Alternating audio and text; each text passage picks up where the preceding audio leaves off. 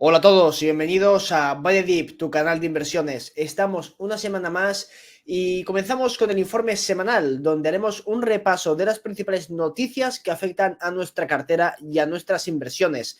Antes de comenzar, como siempre, recordaros que en portfolioinversión.com podéis montar vuestra cartera y gestionarla de forma completamente gratuita, con un montón también de aplicaciones y gráficos que os hemos incorporado, además de que recibiréis la newsletter que enviamos Martí y yo cada semana.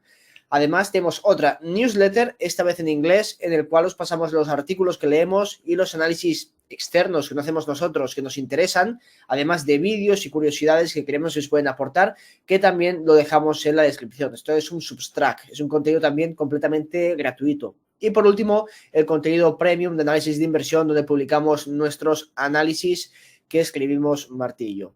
Dicho esto, y no sé antes deciros que os suscribáis y le dejéis un like para apoyar el contenido, vamos a comenzar con el informe semanal. Ya ha sido una semana que parece esto una montaña rusa. Podemos ver que la semana, al menos en el NICE Standard & Poor's, la comenzamos bastante bien, en el cual tuvimos una fuerte subida para una corrección y una subida, pero es que lo chungo vendrá mañana lunes. Mañana lunes estamos esperando a ver qué va a pasar con el mercado, porque esto ya podríamos hacer una pelota y tirarlo, sacarlo de aquí, porque no nos interesa.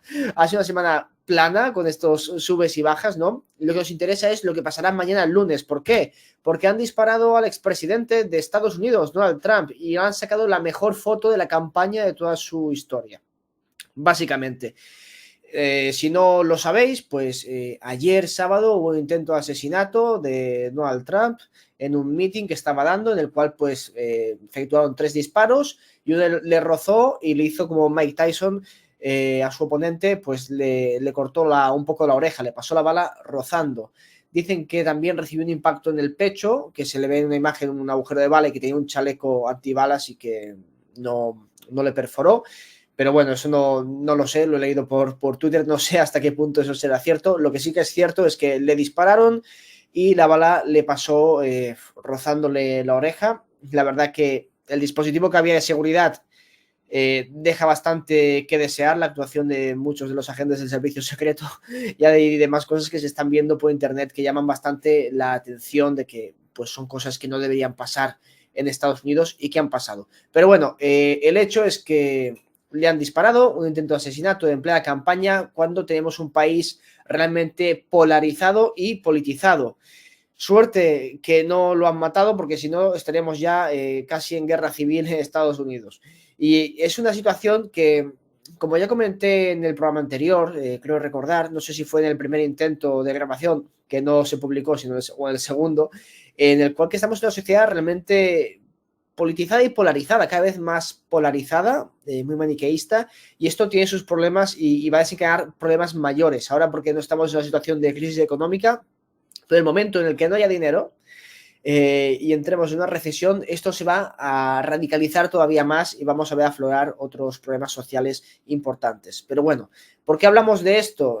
Un poquito de política y ese tipo de cosas y no directamente de inversiones, porque tiene que ver directamente con las inversiones. Sé que hay mucha gente pues o no le puede gustar hablar de política o mi opinión, que tampoco es que vayamos a entrar mucho en detalle porque no me da la gana, pero creo que es importante verlo de una forma un poco desde fuera, ¿no? Todo, ver cómo se desarrollan los acontecimientos, porque hay cosas que sí que podemos, bueno, hay situaciones en las cuales nos pueden ayudar a tomar decisiones de inversión y aprovecharnos de ciertas situaciones. Por ejemplo, ahora ganaron los laboristas en Reino Unido. ¿Qué políticas energéticas van a tener? Nefastas, lo siento mucho por los ingleses.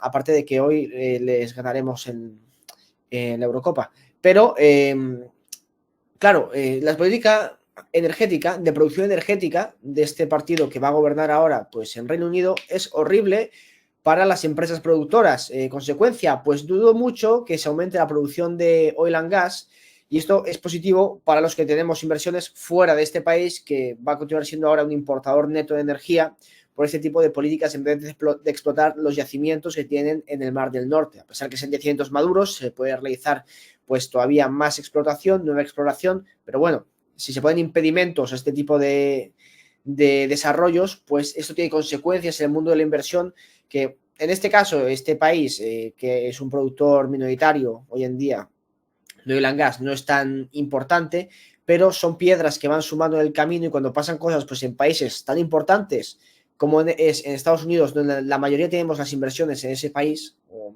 quizá no todos, sobre todo en España, que hay mucha inversión nacional y en Europa, pero yo creo que los que estáis viendo este canal estáis un nivel por encima del inversor común que invierte en Telefónica y Santander o en acciones directamente que le dicen su banco. Entonces yo creo que estáis un paso más allá y seguramente tenéis una cartera que un poquito más internacional y esto os va a afectar. Que eso no significa que no tengáis o no podáis tener acciones en España, que claro que se puede, si existe una oportunidad de valor. Pero bueno, el hecho es que esto es importante y ¿cómo va a reaccionar el mercado el lunes? No lo sabemos. Lo que sí que sabemos es que el Bitcoin se ha movido bastante, se ha disparado con este hecho, ya están los $60.000 de nuevo. Y además tenemos Trump Media y Technology que veremos qué hace el lunes, ¿no? Claro, pensad que esto va a favorecer bastante la campaña. Se ha hecho la foto, la verdad, más épica que se haya visto en una campaña electoral recientemente. O sea, con esta foto ya tiene la campaña prácticamente hecha, o veremos qué termina ocurriendo, ¿no? Pero esto le va a dar un impulso tremendo y si ya con el tema del debate en el cual pues las encuestas ya se dispararon y se posicionaron a su favor, con este intento de asesinato, pues bueno, va a darle un impulso mucho más grande al que ya tenía. Y bueno, esta es la empresa de Trump, ya sabéis que tiene la red social, y veremos qué pasa, ¿no? Es un poquito accionable, ¿no? Se puede invertir en esta empresa y más si es la del presidente del gobierno, ¿no? Pero también tenemos el tema de las Freddy y las Fannie, que yo no las toco, pero que están relacionadas con el gobierno de turno de Estados Unidos y existe pues ahí una oportunidad de inversión. Tenéis toda la información sobre las Freddy y las Fannie, que esto lo lleva Martí, que se las ha estudiado muchísimo y lo ha dejado todo documentado en análisisdeinversión.com por si os interesa el tema. Yo como no controlo de estas dos empresas, las aparto, pero bueno, creo que es interesante comentarlo. A nivel de datos que hemos tenido esta semana, datos ya un poquito más económicos, hemos tenido el dato de inflación en Estados Unidos y hemos visto cómo la tendencia a reducirse esta inflación se sigue consolidando. Tuvimos un dato de un 3% de inflación cuando la esperada era el 3,1, o sea, pues un poquito menor de lo que se esperaba, pero venimos del 3,3. De hecho, desde marzo hemos visto cómo se ha reducido la inflación cada mes, después de venir de un inicio de año donde teníamos un pequeño repunte. De todas formas, estos datos son los mismos que tuvimos hace un año, ¿de acuerdo? Y después tuvimos un repunte de inflación. Pensad que ahora viene también la driving season, la época de verano en el cual pues, se consume más energía, más oil y sobre todo más petróleo, más gasolina, ¿no? Y esto eleva los precios porque eleva la demanda y de momento, como ya veremos más adelante, los inventarios no están subiendo de petróleo, sino que están bajando, que es normal ahora mismo que en esta época del año, que se empiece con esta estacionalidad potente del sector. Pero claro, esto no va a favorecer a los siguientes datos de inflación. Entonces, veremos qué termina ocurriendo. La estructural hay que analizarla, cómo se comporta, ¿no? Pero bueno, tenemos estas subidas y bajadas que las llevamos viendo ya a tiempo y parece que la inflación, si lo vemos más a largo plazo, desde que bajó de los niveles altos, de las cotas elevadas, se ha estabilizado alrededor de un 3. Veremos si se consigue bajar todavía al 2%, que es el objetivo de la Fed. De hecho, ya las previsiones también de crecimiento económico se han ido revisando a la baja. De hecho, la Fed de Atlanta pues, lo ha revisado bastante a la baja. Creo que ahora se espera el 1,4% de crecimiento del Producto Interior Bruto. Pero veremos. De hecho, ya hemos estado viendo datos del mercado laboral que se está enfriando, a ver si la economía se termina de enfriar, pero todavía no lo sabemos. Con certeza, ¿no? Pensad que viniendo las elecciones los datos se pueden maquillar, que aquí ya cada uno va a decir, hostia, no te pongas en plan conspiranoico, los datos son reales. Sí, ya, los datos no se manipulan para las elecciones, ¿no? Bueno, dejamos ese tema por ahí.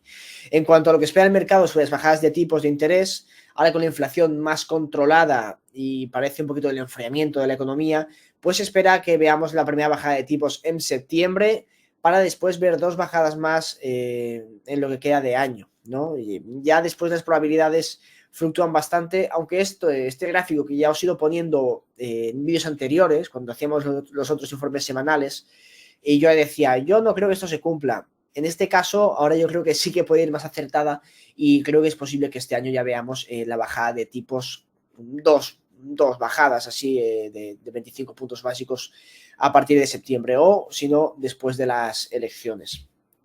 Este gráfico interesante, que ya sabéis que me gusta poneros bastante nerviosos con el tema de las recesiones, a pesar de que hay que estar invertido, y de hecho yo lo estoy. Algún día, si queréis, os puedo mostrar mi cartera personal, que es diferente a la de Baiadip, y de hecho la de Baiadip va mejor, porque la gestionamos Martí y yo conjuntamente, y cuando lo suyo sube, lo mío baja, y viceversa, y a la larga pues se estabiliza bastante más que las nuestras personales. Pero bueno, este gráfico nos muestra los tipos de interés por parte de la FED, y siempre vemos que el pico de los tipos de interés coincide con una etapa de crash, de recesión. En los 70 vemos aquí Penn Central Bank, el crash, temas de fallidas bancarias, sobre todo la crisis de Latinoamérica, ¿no? Ya podéis ver en el 87, en el 98, en el 2000 la burbuja, .com, después la subprime. Tema del COVID yo no lo contaría porque es una autorrecesión autoimpuesta, ¿no?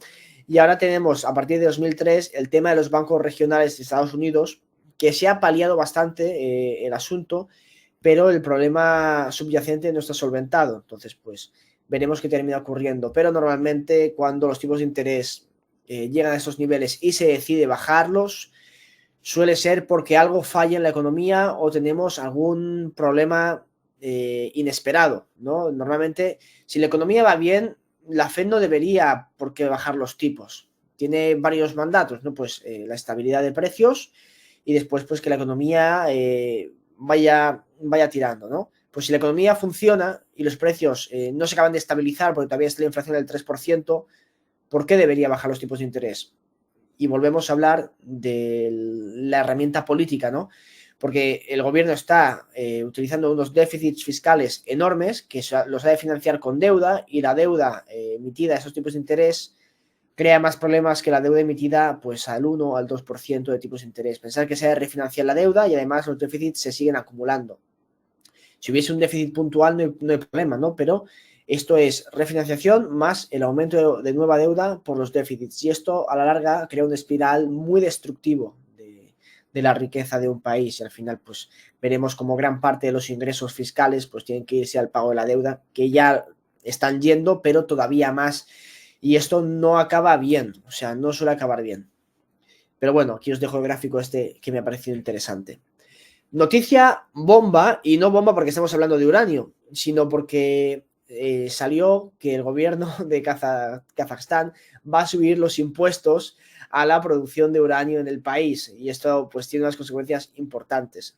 La noticia que nos deja Kazatomprom es que se informa que el 1 de julio de 2024 el gobierno de la República de Kazajstán introduce nuevos puntos, ¿no?, en el código fiscal de la República de Kazajstán, que incluye los siguientes cambios en el impuesto, bueno, Mineral Extraction Tax, ¿no?, en el impuesto de la extracción de minerales en el país para el uranio.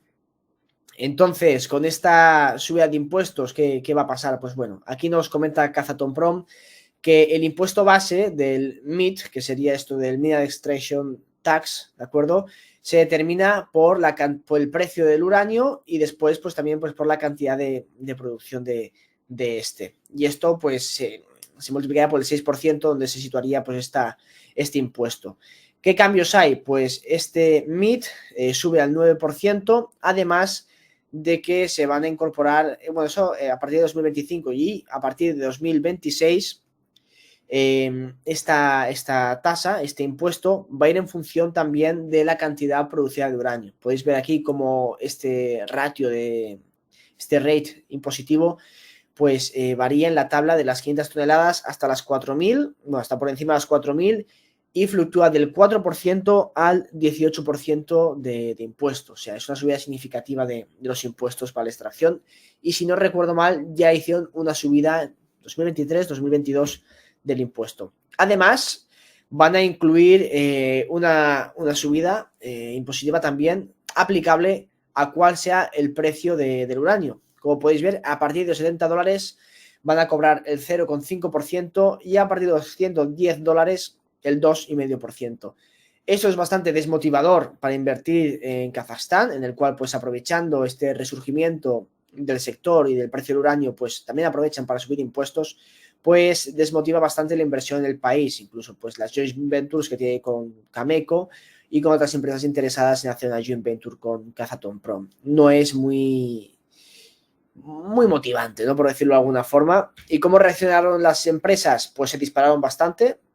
Esta semana tuvimos una subida del 4,48% en el índice de mineras de Sprott, en el URNM, en el URM. Por lo tanto, bastante bueno para el sector y para las empresas fuera de Kazajstán.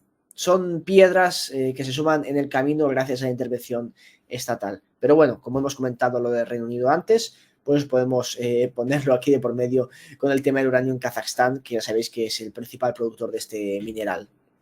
Y en cuanto al petróleo, pues hemos tenido una semana bastante buena, el West Texas Intermediate por encima de los $80, así que bueno para las empresas. Y tuvimos el reporte de inventarios en el cual, pues lo he puesto aquí muy pequeñito, pero cae en 3,4 millones de barriles los inventarios de crudo en Estados Unidos, que se suma al gran reporte que tuvimos la semana anterior, que como podéis ver fue de 12 millones.